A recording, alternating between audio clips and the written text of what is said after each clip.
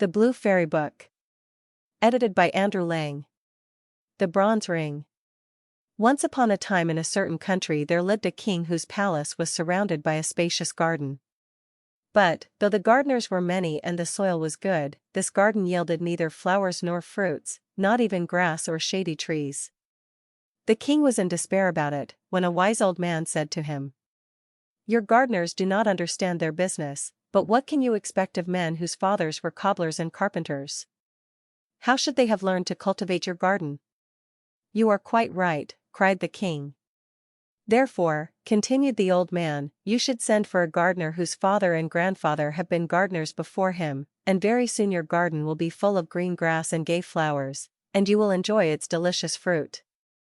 So the king sent messengers to every town, village, and hamlet in his dominions, to look for a gardener whose forefathers had been gardeners also, and after 40 days one was found.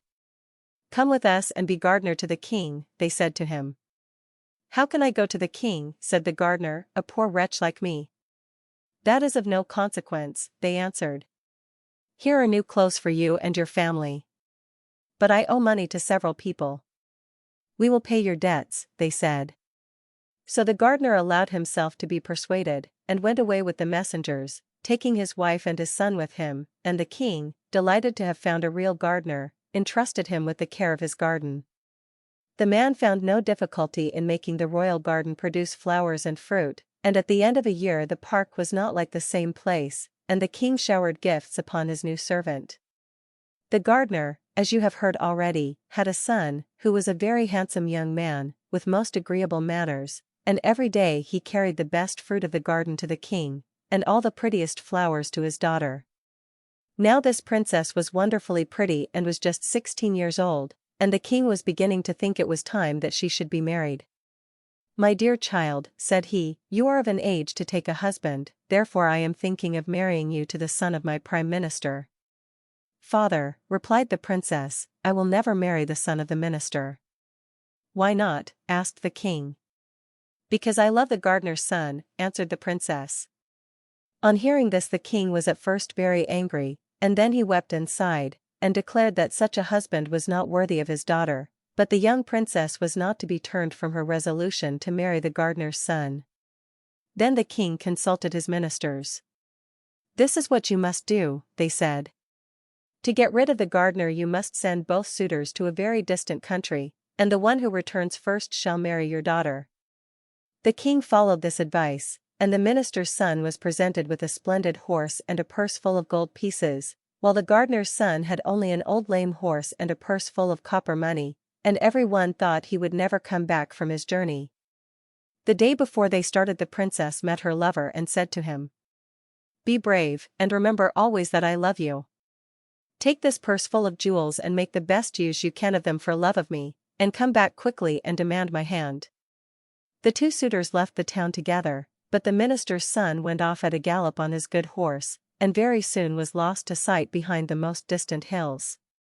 He traveled on for some days, and presently reached a fountain beside which an old woman all in rags sat upon a stone. "Good day to you, young traveler," said she. But the minister's son made no reply. "Have pity upon me, traveler," she said again. "I am dying of hunger, as you see, and 3 days have I been here and no one has given me anything." "Let me alone, old witch," cried the young man, "I can do nothing for you," and so saying he went on his way. That same evening the gardener's son rode up to the fountain upon his lame grey horse. "Good day to you, young traveler," said the beggar woman. "Good day, good woman," answered he. "Young traveler, have pity upon me." "Take my purse, good woman," said he, "and mount behind me, for your legs can't be very strong." The old woman didn't wait to be asked twice, but mounted behind him, and in this style they reached the chief city of a powerful kingdom. The minister's son was lodged in a grand inn, the gardener's son and the old woman dismounted at the inn for beggars. The next day the gardener's son heard a great noise in the street, and the king's heralds passed, blowing all kinds of instruments, and crying, "The king, our master, is old and infirm. He will give a great reward to whoever will cure him and give him back the strength of his youth." Then the old beggar woman said to her benefactor, This is what you must do to obtain the reward which the king promises. Go out of the town by the south gate, and there you will find 3 little dogs of different colors. The first will be white, the second black, the third red. You must kill them and then burn them separately, and gather up the ashes. Put the ashes of each dog into a bag of its own color, then go before the door of the palace and cry out, "A celebrated physician has come from Janina in Albania. He alone can cure the king and give him back the strength of his youth." The king's physicians will say, "This is an impostor, and not a learned man," and they will make all sorts of difficulties, but you will overcome them all at last, and will present yourself before the sick king. You must then demand as much wood as 3 mules can carry, and a great cauldron, and must shut yourself up in a room with the sultan, and when the cauldron boils you must throw him into it, and there leave him until his flesh is completely separated from his bones. Then arrange the bones in their proper places, and throw over them the ashes out of the 3 bags. The king will come back to life, and will be just as he was when he was 20 years old. For your reward you must demand the bronze ring which has the power to grant you everything you desire. Go, my son, and do not forget any of my instructions." The young man followed the old beggar woman's directions. On going out of the town he found the white, red, and black dogs, and killed and burnt them, gathering the ashes in 3 bags. Then he ran to the palace and cried, "A celebrated physician has just come from Janina in Albania. He alone can cure the king and give him back the strength of his youth." The king's physicians at first laughed at the unknown wayfarer, but the sultan ordered that the stranger should be admitted. They brought the cauldron and the loads of wood, and very soon the king was boiling away. Toward midday the gardener's son arranged the bones in their places, and he had hardly scattered the ashes over them before the old king revived, to find himself once more young and hearty. "How can I reward you, my benefactor?" he cried.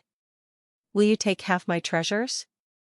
"No," said the gardener's son. "My daughter's hand?" "No." "Take half my kingdom?" "No." "Give me only the bronze ring which can instantly grant me anything I wish for." "Alas," said the king, "I set great store by that marvelous ring, nevertheless, you shall have it." And he gave it to him. The gardener's son went back to say goodbye to the old beggar woman, then he said to the bronze ring, "Prepare a splendid ship in which I may continue my journey. Let the hull be of fine gold, the masts of silver, the sails of brocade, let the crew consist of 12 young men of noble appearance, dressed like kings. Saint Nicholas will be at the helm. As to the cargo, let it be diamonds, rubies, emeralds, and carbuncles." And immediately a ship appeared upon the sea which resembled in every particular the description given by the gardener's son, and, stepping on board, he continued his journey. Presently he arrived at a great town and established himself in a wonderful palace. After several days he met his rival, the minister's son, who had spent all his money and was reduced to the disagreeable employment of a carrier of dust and rubbish. The gardener's son said to him, "What is your name, what is your family, and from what country do you come?" "I am the son of the prime minister of a great nation, and yet see what a degrading occupation I am reduced to. Listen to me, though I don't know anything more about you, I am willing to help you. I will give you a ship to take you back to your own country upon one condition. Whatever it may be, I accept it willingly.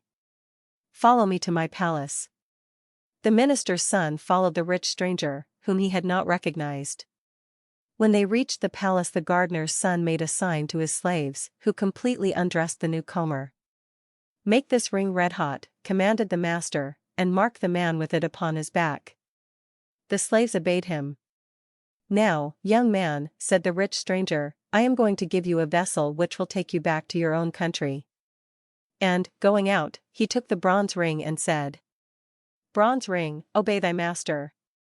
Prepare me a ship of which the half-rotten timbers shall be painted black, let the sails be in rags, and the sailors infirm and sickly. One shall have lost a leg, another an arm, the third shall be a hunchback, another lame or club-footed or blind, and most of them shall be ugly and covered with scars. Go, and let my orders be executed." The minister's son embarked in this old vessel, and thanks to favorable winds, at length reached his own country. In spite of the pitiable condition in which he returned, they received him joyfully. "I am the first to come back," said he to the king, "now fulfill your promise, and give me the princess in marriage." So they at once began to prepare for the wedding festivities. As to the poor princess, she was sorrowful and angry enough about it. The next morning, at daybreak, a wonderful ship with every sail set came to anchor before the town. The king happened at that moment to be at the palace window. "What strange ship is this," he cried, "that has a golden hull, silver masts, and silken sails, and who are the young men like princes who man it? And do I not see Saint Nicholas at the helm? Go at once and invite the captain of the ship to come to the palace." His servants obeyed him, and very soon in came an enchantingly handsome young prince, dressed in rich silk, ornamented with pearls and diamonds. "Young man," said the king, "you are welcome, whoever you may be. Do me the favor to be my guest as long as you remain in my capital." "Many thanks, sire," replied the captain, "I accept your offer." "My daughter is about to be married," said the king, "will you give her away?" "I shall be charmed, sire." Soon after came the princess and her betrothed. "Why, how is this?" cried the young captain, "would you marry this charming princess to such a man as that?" "But he is my prime minister's son." "What does that matter? I cannot give your daughter away. The man she is betrothed to is one of my servants." "Your servant?" "Without doubt. I met him in a distant town reduced to carrying away dust and rubbish from the houses. I had pity on him and engaged him as one of my servants." "It is impossible," cried the king. "Do you wish me to prove what I say? This young man returned in a vessel which I fitted out for him, an unseaworthy ship with a black battered hull, and the sailors were infirm and crippled." "It is quite true," said the king. "It is false," cried the minister's son. "I do not know this man." "Sire," said the young captain, "order your daughter's betrothed to be stripped, and see if the mark of my ring is not branded upon his back." The king was about to give this order, when the minister's son, to save himself from such an indignity, admitted that the story was true. "And now, sire," said the young captain, "do you not recognize me?"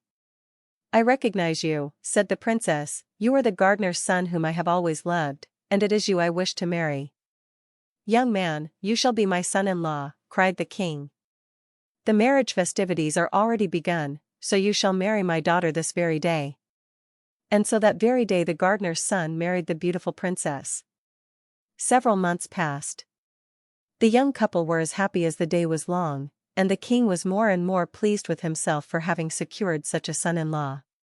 But, presently, the captain of the golden ship found it necessary to take a long voyage, and after embracing his wife tenderly he embarked. Now in the outskirts of the capital there lived an old man, who had spent his life in studying black arts, alchemy, astrology, magic, and enchantment. This man found out that the gardener's son had only succeeded in marrying the princess by the help of the genii who obeyed the bronze ring. "I will have that ring," said he to himself. So he went down to the seashore and caught some little red fishes. Really, they were quite wonderfully pretty. Then he came back, and, passing before the princess's window, he began to cry out, "Who wants some pretty little red fishes?" The princess heard him, and sent out one of her slaves, who said to the old peddler, "What will you take for your fish?" "A bronze ring." "A bronze ring, old simpleton. And where shall I find one?" "Under the cushion in the princess's room." The slave went back to her mistress. "The old madman will take neither gold nor silver," said she. "What does he want then?" "A bronze ring that is hidden under a cushion." "Find the ring and give it to him," said the princess.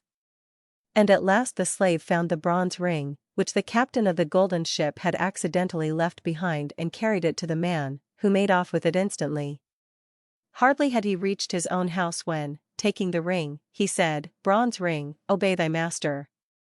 I desire that the golden ship shall turn to black wood, and the crew to hideous negroes, that Saint Nicholas shall lead the helm, and that the only cargo shall be black cats." And the genii of the bronze ring obeyed him.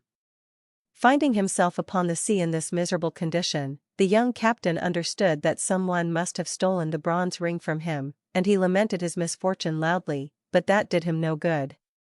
Alas, he said to himself, whoever has taken my ring has probably taken my dear wife also. What good will it do me to go back to my own country?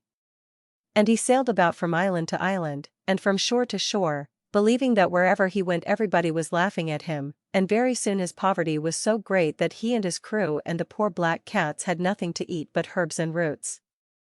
After wandering about a long time he reached an island inhabited by mice. The captain landed upon the shore and began to explore the country. There were mice everywhere, and nothing but mice. Some of the black cats had followed him, and, not having been fed for several days, they were fearfully hungry, and made terrible havoc among the mice. Then the queen of the mice held a council. "These cats will eat every one of us," she said, "if the captain of the ship does not shut the ferocious animals up. Let us send a deputation to him of the bravest among us." Several mice offered themselves for this mission and set out to find the young captain. "Captain," said they, "go away quickly from our island, or we shall perish, every mouse of us." "Willingly," replied the young captain, "upon one condition. That is that you shall first bring me back a bronze ring which some clever magician has stolen from me. If you do not do this I will land all my cats upon your island, and you shall be exterminated." The mice withdrew in great dismay.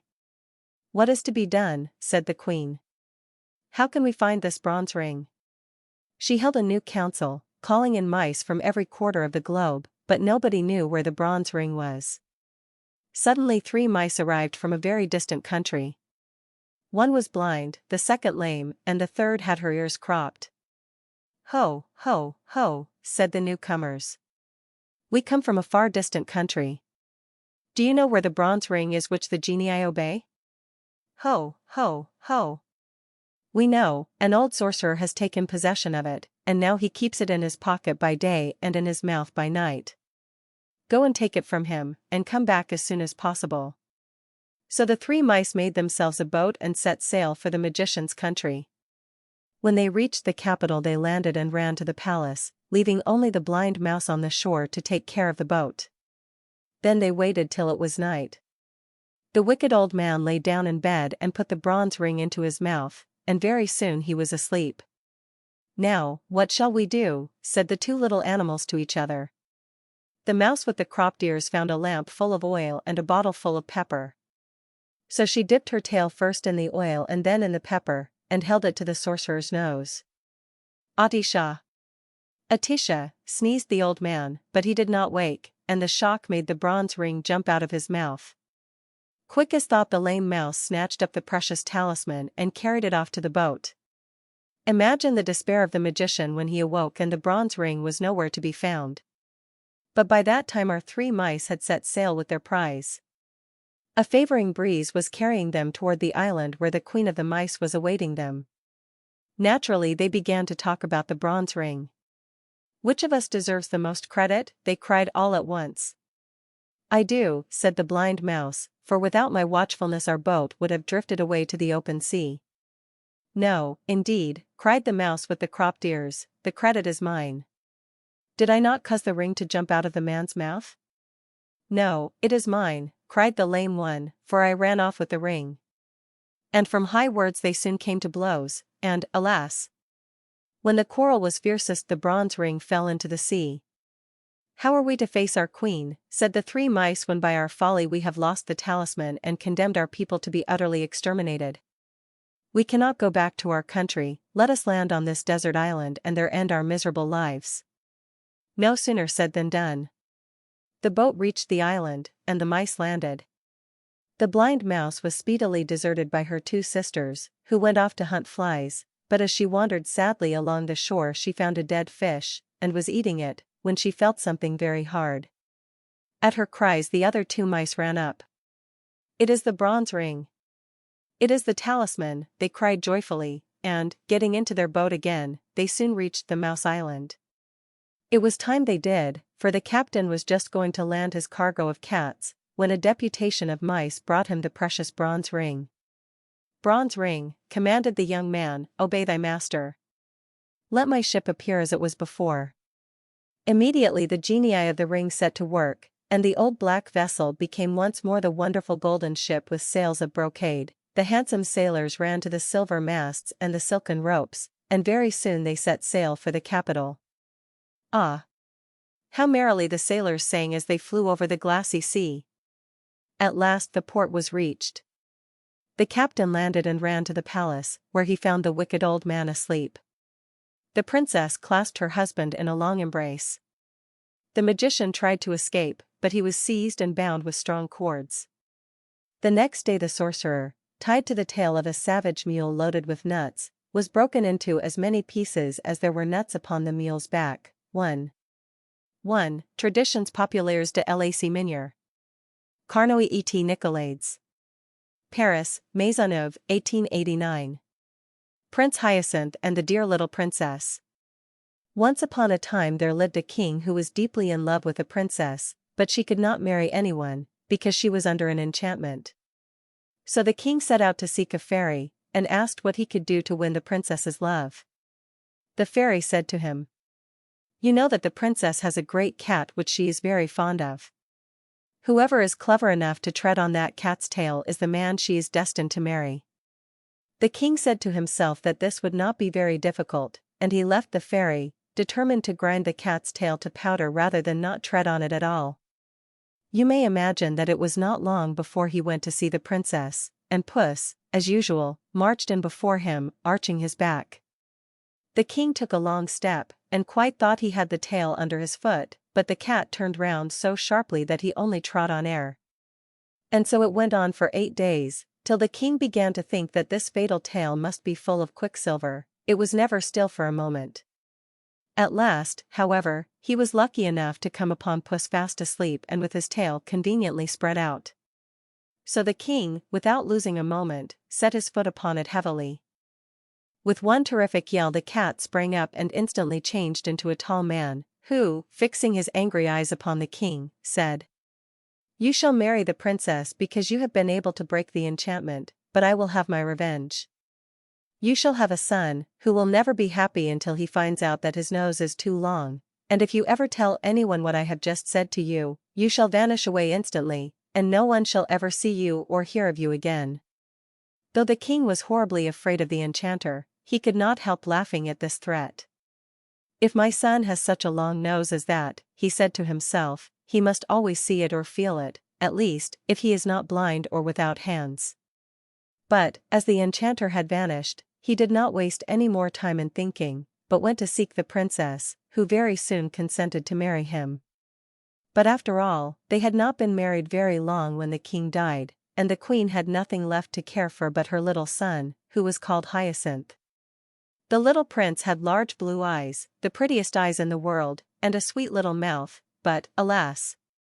His nose was so enormous that it covered half his face.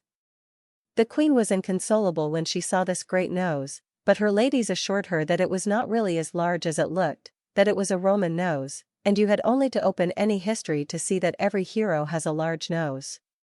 The queen, who was devoted to her baby, was pleased with what they told her, and when she looked at Hyacinth again, his nose certainly did not seem to her quite so large. The prince was brought up with great care, and, as soon as he could speak, they told him all sorts of dreadful stories about people who had short noses. No one was allowed to come near him whose nose did not more or less resemble his own, and the courtiers, to get into favor with the queen, took to pulling their babies' noses several times every day to make them grow long. But, do what they would, they were nothing by comparison with the prince's. When he grew sensible he learned history, and whenever any great prince or beautiful princess was spoken of, his teachers took care to tell him that they had long noses. His room was hung with pictures, all of people with very large noses, and the prince grew up so convinced that a long nose was a great beauty, that he would not on any account have had his own a single inch shorter. When his 20th birthday was past the queen thought it was time that he should be married, so she commanded that the portraits of several princesses should be brought for him to see, and among the others was a picture of the dear little princess. Now, she was the daughter of a great king, and would some day possess several kingdoms herself, but Prince Hyacinth had not a thought to spare for anything of that sort, he was so much struck with her beauty. The princess, whom he thought quite charming, had, however, a little saucy nose, which, in her face, was the prettiest thing possible, But it was a cause of great embarrassment to the courtiers, who had got into such a habit of laughing at little noses that they sometimes found themselves laughing at hers before they had time to think. But this did not do at all before the prince, who quite failed to see the joke, and actually banished 2 of his courtiers who had dared to mention disrespectfully the dear little princess's tiny nose.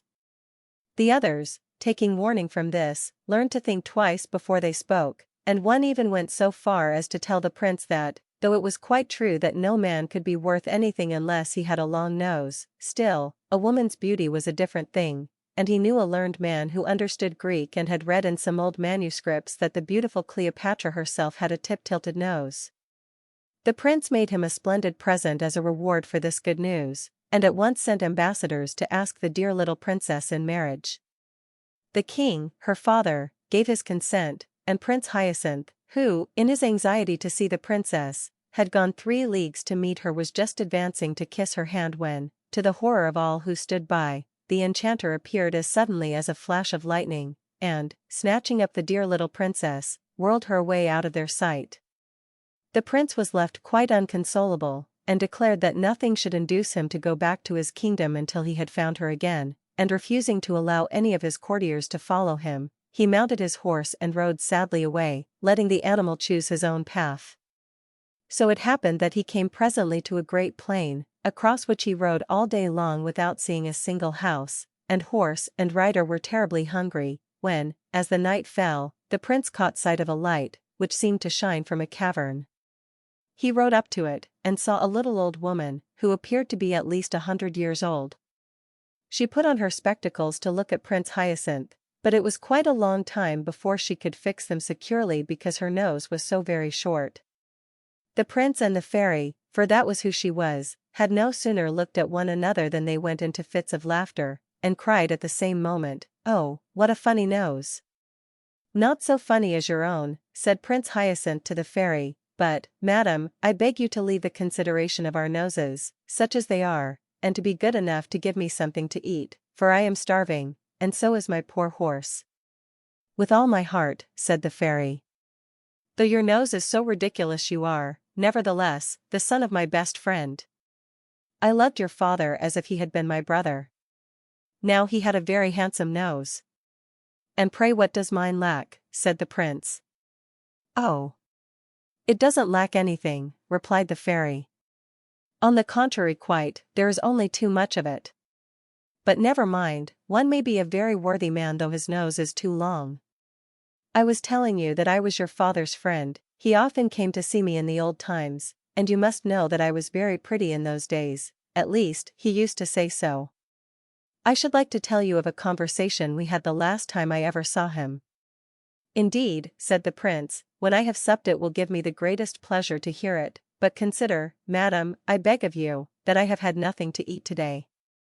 "The poor boy is right," said the fairy, "I was forgetting. Come in, then, and I will give you some supper, and while you are eating I can tell you my story in a very few words, for I don't like endless tales myself. Too long a tongue is worse than too long a nose, and I remember when I was young that I was so much admired for not being a great chatterer. They used to tell the queen, my mother, that it was so. For though you see what I am now, I was the daughter of a great king. My father—" "Your father, I dare say, got something to eat when he was hungry," interrupted the prince. "Oh, certainly," answered the fairy, "and you also shall have supper directly. I only just wanted to tell you. But I really cannot listen to anything until I have had something to eat," cried the prince, who was getting quite angry, but then, remembering that he had better be polite as he much needed the fairy's help, he added, "I know that in the pleasure of listening to you I should quite forget my own hunger, but my horse, who cannot hear you, must really be fed." The fairy was very much flattered by this compliment, and said, calling to her servants, "You shall not wait another minute, you are so polite, and in spite of the enormous size of your nose you are really very agreeable. Plague take the old lady! How she does go on about my nose," said the prince to himself. "One would almost think that mine had taken all the extra length that hers lacks. If I were not so hungry I would soon have done with this chatterpie who thinks she talks very little. How stupid people are not to see their own faults. That comes of being a princess. She has been spoiled by flatterers, who have made her believe that she is quite a moderate talker. Meanwhile the servants were putting the supper on the table, and the prince was much amused to hear the fairy who asked them 1,000 questions simply for the pleasure of hearing herself speak. Especially he noticed one maid who, no matter what was being said, always contrived to praise her mistress's wisdom. Well, he thought, as he ate his supper, I'm very glad I came here. This just shows me how sensible I have been in never listening to flatterers. People of that sort praise us to our faces without shame, and hide our faults or change them into virtues. For my part, one never will be taken in by them. I know my own defects, I hope. Poor Prince Hyacinth. He really believed what he said, and hadn't an idea that the people who had praised his nose were laughing at him, just as the fairy's maid was laughing at her, for the prince had seen her laugh slyly when she could do so without the fairy's noticing her. However, he said nothing, and presently, when his hunger began to be appeased, the fairy said, "My dear prince, might I beg you to move a little more that way, for your nose casts such a shadow that I really cannot see what I have on my plate." "Ah. Thanks. Now let us speak of your father. When I went to his court he was only a little boy, but that is 40 years ago, and I have been in this desolate place ever since. Tell me what goes on nowadays. Are the ladies as fond of amusement as ever? In my time one saw them at parties, theaters, balls, and promenades every day. Dear me! What a long nose you have! I cannot get used to it." "Really, madam," said the prince, "I wish you would leave off mentioning my nose. It cannot matter to you what it is like. I am quite satisfied with it, and have no wish to have it shorter. One must take what is given one." "Now you are angry with me, my poor Hyacinth," said the fairy, "and I assure you that I didn't mean to vex you. On the contrary, I wished to do you a service. However, though I really cannot help your nose being a shock to me, I will try not to say anything about it. I will even try to think that you have an ordinary nose. To tell the truth, it would make 3 reasonable ones."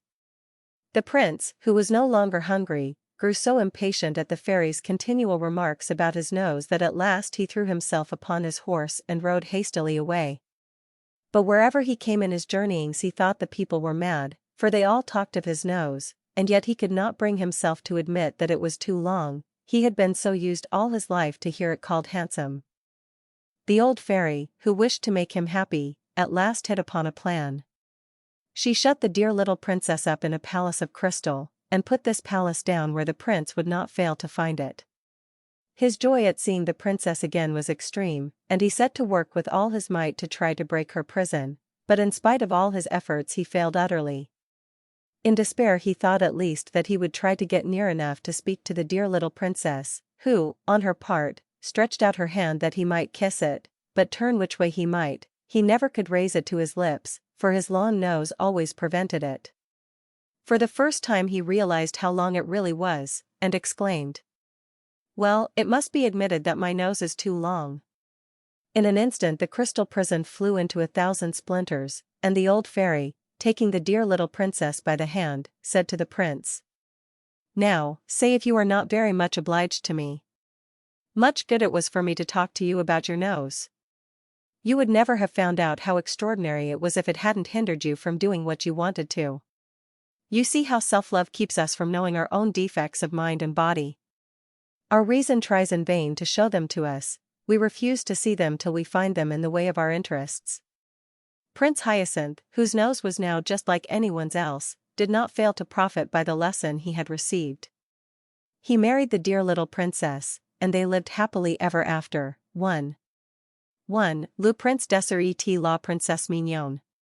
Par Madame le Prince de Beaumont. East of the sun and west of the moon. Once upon a time there was a poor husbandman who had many children and little to give them in the way either of food or clothing. They were all pretty, but the prettiest of all was the youngest daughter, who was so beautiful that there were no bounds to her beauty. So once, it was late on a Thursday evening in autumn, and wild weather outside, terribly dark, and raining so heavily and blowing so hard that the walls of the cottage shook again, they were all sitting together by the fireside, each of them busy with something or other, when suddenly some one rapped 3 times against the window pane. The man went out to see what could be the matter, and when he got out there stood a great big white bear. "Good evening to you," said the white bear. "Good evening," said the man. "Will you give me your youngest daughter?" said the white bear. "If you will, you shall be as rich as you are now poor." Truly the man would have had no objection to be rich, but he thought to himself, "I must first ask my daughter about this." So he went in and told them that there was a great white bear outside who had faithfully promised to make them all rich if he might but have the youngest daughter. She said no, and would not hear of it, so the man went out again, and settled with the white bear that he should come again next Thursday evening, and get her answer. Then the man persuaded her, and talked so much to her about the wealth that they would have, and what a good thing it would be for herself, that at last she made up her mind to go, and washed and mended all her rags, made herself as smart as she could, and held herself in readiness to set out. Little enough had she to take away with her. Next Thursday evening the white bear came to fetch her. She seated herself on his back with her bundle, and thus they departed. When they had gone a great part of the way, the white bear said, "Are you afraid?" "No, that I am not," said she.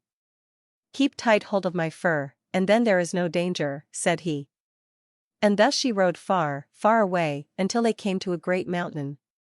Then the white bear knocked on it, and a door opened, and they went into a castle where there were many brilliantly lighted rooms which shone with gold and silver, likewise a large hall in which there was a well-spread table, and it was so magnificent that it would be hard to make anyone understand how splendid it was. The white bear gave her a silver bell, and told her that when she needed anything she had but to ring this bell, and what she wanted would appear. So after she had eaten, and night was drawing near, she grew sleepy after her journey, and thought she would like to go to bed. She rang the bell, and scarcely had she touched it before she found herself in a chamber where a bed stood ready made for her, which was as pretty as anyone could wish to sleep in. It had pillows of silk, and curtains of silk fringed with gold, and everything that was in the room was of gold or silver, but when she had lain down and put out the light a man came and lay down beside her, and behold it was the white bear, who cast off the form of a beast during the night. She never saw him, however, for he always came after she had put out her light, and went away before daylight appeared. So all went well and happily for a time, but then she began to be very sad and sorrowful, for all day long she had to go about alone, and she did so wish to go home to her father and mother and brothers and sisters. Then the white bear asked what it was that she wanted, and she told him that it was so dull there in the mountain, and that she had to go about all alone, and that in her parents' house at home there were all her brothers and sisters, and it was because she could not go to them that she was so sorrowful. "There might be a cure for that," said the white bear, "if you would but promise me never to talk with your mother alone, but only when the others are there too, for she will take hold of your hand," he said, "and will want to lead you into a room to talk with you alone, but that you must by no means do, or you will bring great misery on both of us."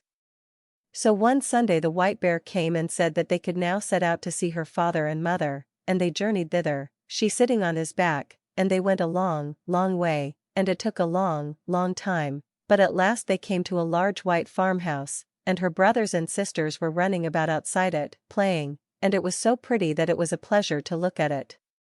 "Your parents dwell here now," said the white bear, "but do not forget what I said to you, or you will do much harm both to yourself and me." "No, indeed," said she, "I shall never forget," and as soon as she was at home the white bear turned round and went back again. There were such rejoicings when she went in to her parents that it seemed as if they would never come to an end. Everyone thought that he could never be sufficiently grateful to her for all she had done for them all. Now they had everything that they wanted, and everything was as good as it could be. They all asked her how she was getting on where she was. All was well with her too, she said, and she had everything that she could want. What other answers she gave I cannot say, but I am pretty sure that they did not learn much from her. But in the afternoon, after they had dined at midday, all happened just as the white bear had said. Her mother wanted to talk with her alone in her own chamber. But she remembered what the white bear had said, and would on no account go. "What we have to say can be said at any time," she answered. But somehow or other her mother at last persuaded her, and she was forced to tell the whole story. So she told how every night a man came and lay down beside her when the lights were all put out, and how she never saw him, because he always went away before it grew light in the morning, and how she continually went about in sadness, thinking how happy she would be if she could but see him, and how all day long she had to go about alone, and it was so dull and solitary. "Oh," cried the mother, in horror, "you are very likely sleeping with a troll. But I will teach you a way to see him. You shall have a bit of one of my candles, which you can take away with you hidden in your breast. Look at him with that when he is asleep, but take care not to let any tallow drop upon him." So she took the candle, and hid it in her breast, and when evening drew near the white bear came to fetch her away. When they had gone some distance on their way, the white bear asked her if everything had not happened just as he had foretold, and she could not but own that it had. "Then, if you have done what your mother wished," said he, "you have brought great misery on both of us." "No," she said, "I have not done anything at all." So when she had reached home and had gone to bed it was just the same as it had been before, and a man came and lay down beside her, and late at night, when she could hear that he was sleeping, she got up and kindled a light, lit her candle, let her light shine on him, and saw him, and he was the handsomest prince that eyes had ever beheld, and she loved him so much that it seemed to her that she must die if she did not kiss him that very moment. So she did kiss him, but while she was doing it she let 3 drops of hot tallow fall upon his shirt, and he awoke. "What have you done now?" said he, "you have brought misery on both of us. If you had but held out for the space of 1 year I should have been free. I have a stepmother who has bewitched me so that I am a white bear by day and a man by night, but now all is at an end between you and me, and I must leave you, and go to her. She lives in a castle which lies east of the sun and west of the moon, and there too is a princess with a nose which is 3 ells long, and she now is the one whom I must marry." She wept and lamented, but all in vain, for go he must. Then she asked him if she could not go with him. But no, that could not be. "Can you tell me the way then, and I will seek you, that I may surely be allowed to do." "Yes, you may do that," said he, "but there is no way thither. It lies east of the sun and west of the moon, and never would you find your way there." When she awoke in the morning both the prince and the castle were gone, and she was lying on a small green patch in the midst of a dark, thick wood. By her side lay the selfsame bundle of rags which she had brought with her from her own home. So when she had rubbed the sleep out of her eyes, and wept till she was weary, she set out on her way, and thus she walked for many and many a long day, until at last she came to a great mountain. Outside it an aged woman was sitting, playing with a golden apple. The girl asked her if she knew the way to the prince who lived with his stepmother in the castle which lay east of the sun and west of the moon, and who was to marry a princess with a nose which was 3 ells long. "How do you happen to know about him?" inquired the old woman. "Maybe you are she who ought to have had him." "Yes, indeed, I am," she said. "So it is you, then," said the old woman. "I know nothing about him but that he dwells in a castle which is east of the sun and west of the moon. You will be a long time in getting to it, if ever you get to it at all, but you shall have the loan of my horse, and then you can ride on it to an old woman who is a neighbor of mine, perhaps she can tell you about him. When you have got there you must just strike the horse beneath the left ear and bid it go home again, but you may take the golden apple with you." So the girl seated herself on the horse, and rode for a long, long way, and at last she came to the mountain, where an aged woman was sitting outside with a gold carding comb. The girl asked her if she knew the way to the castle which lay east of the sun and west of the moon, but she said what the first old woman had said, "I know nothing about it, but that it is east of the sun and west of the moon, and that you will be a long time in getting to it, if ever you get there at all, but you shall have the loan of my horse to an old woman who lives the nearest to me, perhaps she may know where the castle is, and when you have got to her you may just strike the horse beneath the left ear and bid it go home again." Then she gave her the gold carding comb, for it might, perhaps, be of use to her, she said. So the girl seated herself on the horse, and rode a wearisome long way onward again, and after a very long time she came to a great mountain, where an aged woman was sitting, spinning at a golden spinning wheel. Of this woman, too, she inquired if she knew the way to the prince, and where to find the castle which lay east of the sun and west of the moon. But it was only the same thing once again. "Maybe it was you who should have had the prince," said the old woman. "Yes, indeed, I should have been the one," said the girl. But this old crone knew the way no better than the others. It was east of the sun and west of the moon, she knew that, and you will be a long time in getting to it, if ever you get to it at all," she said, "but you may have the loan of my horse, and I think you had better ride to the east wind, and ask him, perhaps he may know where the castle is, and will blow you thither. But when you have got to him you must just strike the horse beneath the left ear, and he will come home again." And then she gave her the golden spinning wheel, saying, "Perhaps you may find that you have a use for it." The girl had to ride for a great many days, and for a long and wearisome time, before she got there, but at last she did arrive, and then she asked the east wind if he could tell her the way to the prince who dwelt east of the sun and west of the moon. "Well," said the east wind, "I have heard tell of the prince, and of his castle, but I do not know the way to it, for I have never blown so far, but, if you like, I will go with you to my brother the west wind, he may know that, for he is much stronger than I am. You may sit on my back, and then I can carry you there." So she seated herself on his back, and they did go so swiftly. When they got there, the east wind went in and said that the girl whom he had brought was the one who ought to have had the prince up at the castle which lay east of the sun and west of the moon, and that now she was traveling about to find him again, so he had come there with her, and would like to hear if the west wind knew whereabout the castle was. "No," said the west wind, "so far as that have I never blown, but if you like I will go with you to the south wind, for he is much stronger than either of us, and he has roamed far and wide, and perhaps he can tell you what you want to know. You may seat yourself on my back, and then I will carry you to him." So she did this, and journeyed to the south wind, neither was she very long on the way. When they had got there, the west wind asked him if he could tell her the way to the castle that lay east of the sun and west of the moon, for she was the girl who ought to marry the prince who lived there. "Oh, indeed," said the south wind, "is that she?" "Well," said he, "I have wandered about a great deal in my time, and in all kinds of places, but I have never blown so far as that. If you like, however, I will go with you to my brother, the north wind, he is the oldest and strongest of all of us, and if he does not know where it is no one in the whole world will be able to tell you. You may sit upon my back, and then I will carry you there." So she seated herself on his back, and off he went from his house in great haste, and they were not long on the way. When they came near the north wind's dwelling, he was so wild and frantic that they felt cold gusts a long while before they got there. "What do you want?" he roared out from afar, and they froze as they heard. Said the south wind, "It is I, and this is she who should have had the prince who lives in the castle which lies east of the sun and west of the moon. And now she wishes to ask you if you have ever been there, and can tell her the way, for she would gladly find him again." "Yes," said the north wind, "I know where it is. I once blew an aspen leaf there, but I was so tired that for many days afterward I was not able to blow at all. However, if you really are anxious to go there, and are not afraid to go with me, I will take you on my back, and try if I can blow you there." "Get there I must," said she, "and if there is any way of going I will, and I have no fear, no matter how fast you go." "Very well then," said the north wind, "but you must sleep here tonight, for if we are ever to get there we must have the day before us."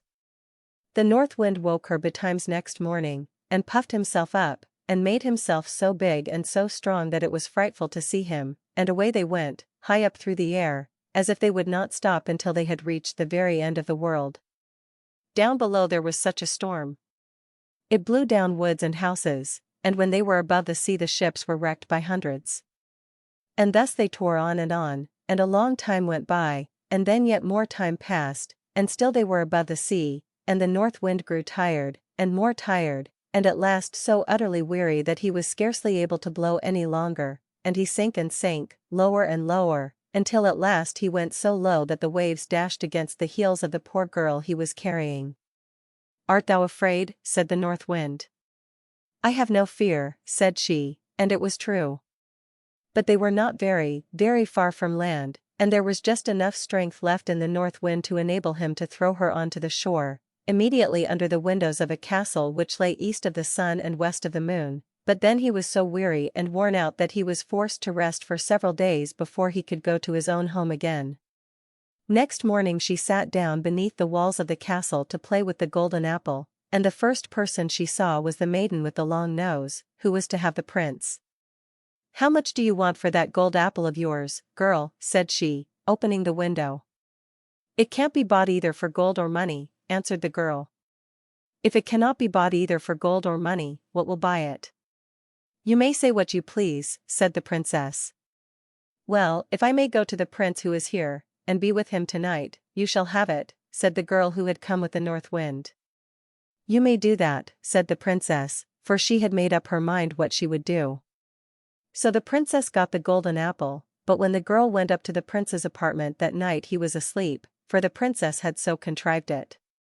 The poor girl called to him and shook him, and between whiles she wept, but she could not wake him. In the morning, as soon as day dawned, in came the princess with the long nose, and drove her out again. In the daytime she sat down once more beneath the windows of the castle, and began to card with her golden carding comb, and then all happened as it had happened before. The princess asked her what she wanted for it, and she replied that it was not for sale either for gold or money, but that if she could get leave to go to the prince, and be with him during the night, she should have it. But when she went up to the prince's room he was again asleep, and, let her call him, or shake him, or weep as she would, he still slept on, and she could not put any life in him. When daylight came in the morning, the princess with the long nose came too, and once more drove her away. When day had quite come, the girl seated herself under the castle windows, to spin with her golden spinning wheel, and the princess with the long nose wanted to have that also. So she opened the window, and asked what she would take for it. The girl said what she had said on each of the former occasions, that it was not for sale either for gold or for money, but if she could get leave to go to the prince who lived there, and be with him during the night, she should have it. "Yes," said the princess, "I will gladly consent to that." But in that place there were some Christian folk who had been carried off, and they had been sitting in the chamber which was next to that of the prince, and had heard how a woman had been in there who had wept and called on him 2 nights running, and they told the prince of this. So that evening, when the princess came once more with her sleeping drink, he pretended to drink, but threw it away behind him, for he suspected that it was a sleeping drink. So, when the girl went into the prince's room this time he was awake, and she had to tell him how she had come there. "You have come just in time," said the prince, "for I should have been married tomorrow, but I will not have the long-nosed princess, and you alone can save me. I will say that I want to see what my bride can do, and bid her wash the shirt which has the 3 drops of tallow on it. This she will consent to do, for she does not know that it is you who let them fall on it, but no one can wash them out but one born of Christian folk, it cannot be done by one of a pack of trolls, and then I will say that no one shall ever be my bride but the woman who can do this, and I know that you can." There was great joy and gladness between them all that night, but the next day, when the wedding was to take place, the prince said, "I must see what my bride can do." "That you may do," said the stepmother. "I have a fine shirt which I want to wear as my wedding shirt, but 3 drops of tallow have got upon it which I want to have washed off, and I have vowed to marry no one but the woman who is able to do it. If she cannot do that, she is not worth having." Well, that was a very small matter, they thought, and agreed to do it. The princess with the long nose began to wash as well as she could, but, the more she washed and rubbed, the larger the spots grew. "Ah! You can't wash at all," said the old troll hag, who was her mother. "Give it to me." But she too had not had the shirt very long in her hands before it looked worse still, and, the more she washed it and rubbed it, the larger and blacker grew the spots. So the other trolls had to come and wash, but, the more they did, the blacker and uglier grew the shirt, until at length it was as black as if it had been up the chimney. "Oh," cried the prince, "not one of you is good for anything at all. There is a beggar girl sitting outside the window, and I'll be bound that she can wash better than any of you. Come in, you girl there," he cried. So she came in. "Can you wash this shirt clean?" he cried. "Oh, I don't know," she said, "but I will try." And no sooner had she taken the shirt and dipped it in the water than it was white as driven snow, and even whiter than that. "I will marry you," said the prince.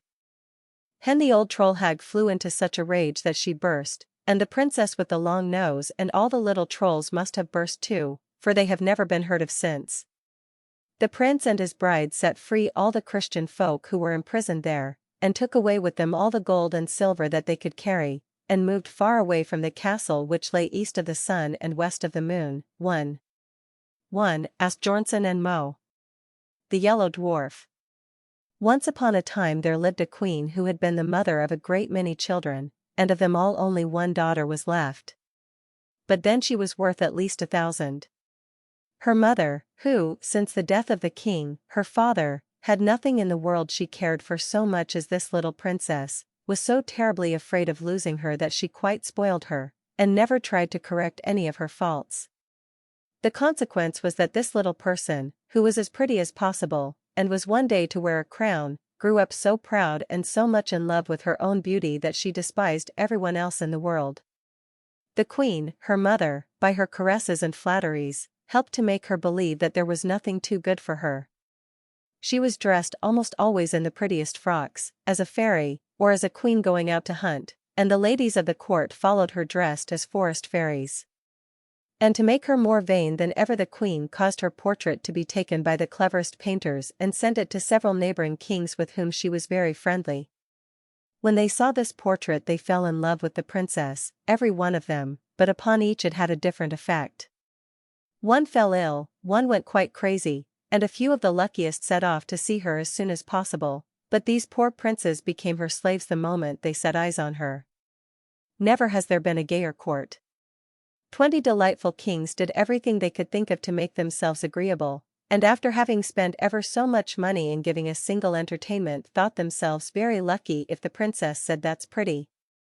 All this admiration vastly pleased the queen. Not a day passed but she received 7,000 or 8,000 sonnets, and as many elegies, madrigals, and songs, which were sent her by all the poets in the world. All the prose and the poetry that was written just then was about Bellissima, for that was the princess's name, and all the bonfires that they had were made of these verses, which crackled and sparkled better than any other sort of wood. Bellissima was already 15 years old, and every one of the princes wished to marry her, but not one dared to say so.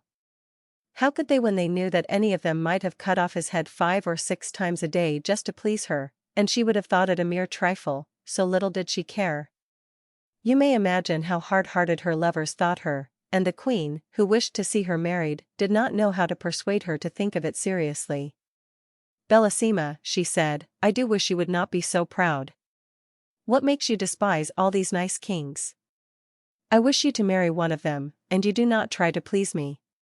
"I am so happy," Bellissima answered, "do leave me in peace, madam. I don't want to care for anyone." "But you would be very happy with any of these princes," said the queen, "and I shall be very angry if you fall in love with anyone who is not worthy of you." But the princess thought so much of herself that she did not consider any one of her lovers clever or handsome enough for her, and her mother, who was getting really angry at her determination not to be married, began to wish that she had not allowed her to have her own way so much. At last, not knowing what else to do, she resolved to consult a certain witch who was called the Fairy of the Desert. Now this was very difficult to do, as she was guarded by some terrible lions, but happily the queen had heard a long time before that whoever wanted to pass these lions safely must throw to them a cake made of millet flour, sugar candy, and crocodile's eggs.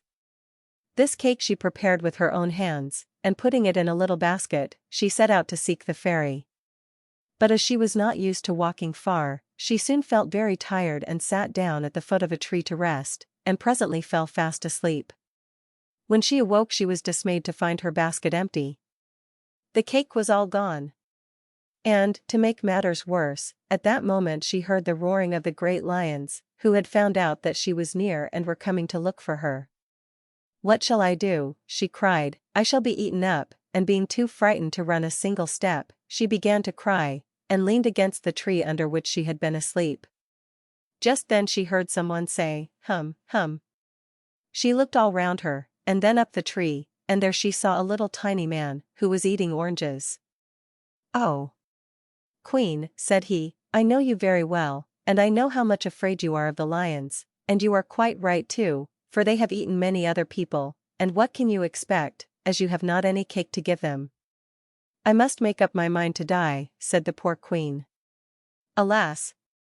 I should not care so much if only my dear daughter were married."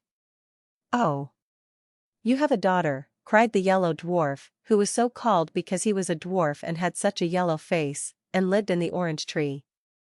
"I'm really glad to hear that, for I've been looking for a wife all over the world." Now, if you will promise that she shall marry me, not one of the lions, tigers, or bears shall touch you."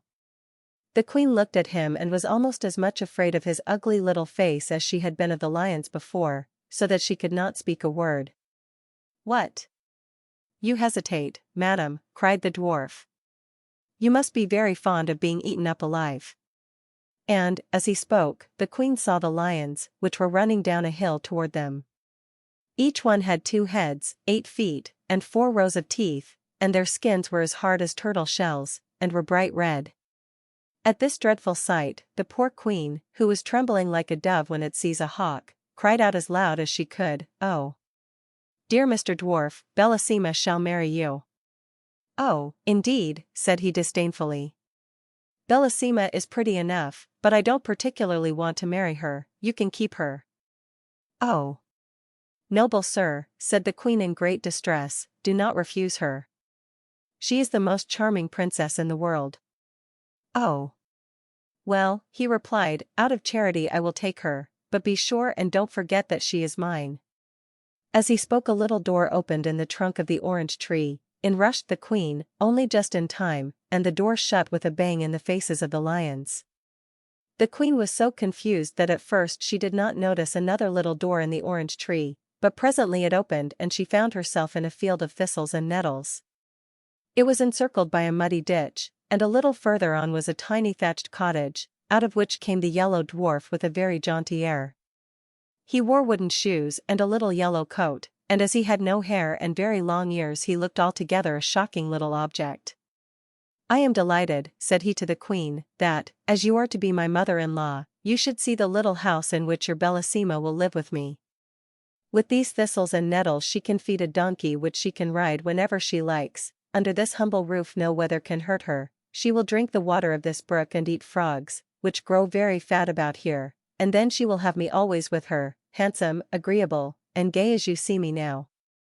For if her shadow stays by her more closely than I do I shall be surprised." The unhappy queen, seeing all at once what a miserable life her daughter would have with this dwarf, could not bear the idea, and fell down insensible without saying a word. When she revived she found to her great surprise that she was lying in her own bed at home, and, what was more, that she had on the loveliest lace nightcap that she had ever seen in her life. At first she thought that all her adventures, the terrible lions, and her promise to the yellow dwarf that he should marry Bellissima, must have been a dream, but there was the new cap with its beautiful ribbon and lace to remind her that it was all true, which made her so unhappy that she could neither eat, drink, nor sleep for thinking of it. The princess, who, in spite of her wilfulness, really loved her mother with all her heart, was much grieved when she saw her looking so sad, and often asked her what was the matter, but the queen, who didn't want her to find out the truth, only said that she was ill, or that one of her neighbors was threatening to make war against her. Bellissima knew quite well that something was being hidden from her, and that neither of these was the real reason of the queen's uneasiness. So she made up her mind that she would go and consult the fairy of the desert about it, especially as she had often heard how wise she was, and she thought that at the same time she might ask her advice as to whether it would be as well to be married, or not. So, with great care, she made some of the proper cake to pacify the lions, and one night went up to her room very early, pretending that she was going to bed, but instead of that, she wrapped herself in a long white veil, and went down a secret staircase, and set off all by herself to find the witch.